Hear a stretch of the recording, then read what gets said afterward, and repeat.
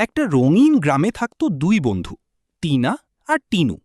একদিন তারা আম গাছের নিচে এসে দেখল পাকা আম ঝুলছে। টিনু বলল, আমি ওই আমটা পারব। কিন্তু টিনা একটু চিন্তায় পড়ে গেল। হঠাৎ গাছের নিচে একটা জাদুর বাক্স দেখা দিল। টিনু কৌতূহল নিয়ে বাক্সটা খুলতেই ঝলমলে আলো বের হলো, আর তারপরই ভেতর থেকে বের হলো মজার সব নাচতে থাকা চরিত্র। একটা ছোট্ট বেবি চরিত্র হাসতে হাসতে হাততালি দিতে লাগলো। ঠিক তখনই ধপ, একটা আম এসে টিনুর মাথায় পড়ল। সবাই একসাথে হেসে উঠল। জাদুর বাক্স থেকে এবার বের হলো এক অদ্ভুত ড্রিঙ্কস মেশিন। টিনু একটা বাটন চাপতেই রঙিন জুস বের হতে লাগলো। জুস খেয়ে সবাই হঠাৎ রং বদলে ফেলল। কত মজা! তারপর বের হলো এক জাদুর আইসক্রিম। সবাই সেটার পিছনে দৌড়ালো।